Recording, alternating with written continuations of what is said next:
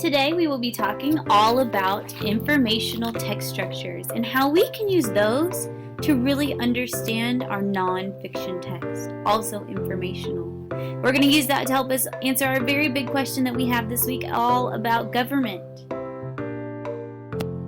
So what are text structures?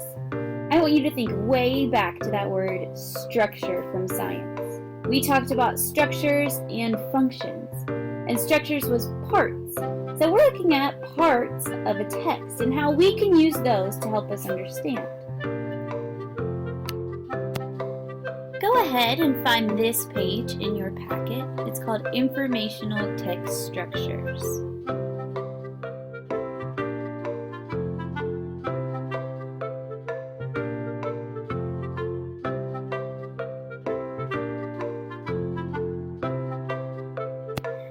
Today's focus is cause and effect. It's at the very bottom of our organizer.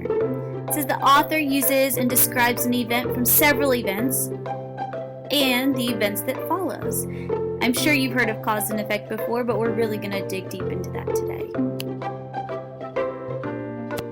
So what does that mean? Cause and effect. A cause is the reason why something happens. So maybe say you don't really study for your spelling test. And the effect is the result of what happened. So the effect of not studying might be you don't do so well on your spelling test. Here's another example. Say an earthquake may cause a tsunami. So an earthquake is the cause, and the effect of that is a tsunami happens. So we can use an if-then statement for cause and effect. If the earthquake happens, then the tsunami will happen. So where do we see this in reading? There's a lot of signal words that'll help us find these in our reading passages. For example, therefore, as a result, because, or for this reason. Take a minute to pause the video and read Mount St. Helen blows up to yourself. In this passage, you read about Mount St. Helen that blew up. As a result of the lava and the rocks and the ash that shot out, as a result, 57 people died and countless animals were destroyed. That word as a result would be our signal word to know cause and effect.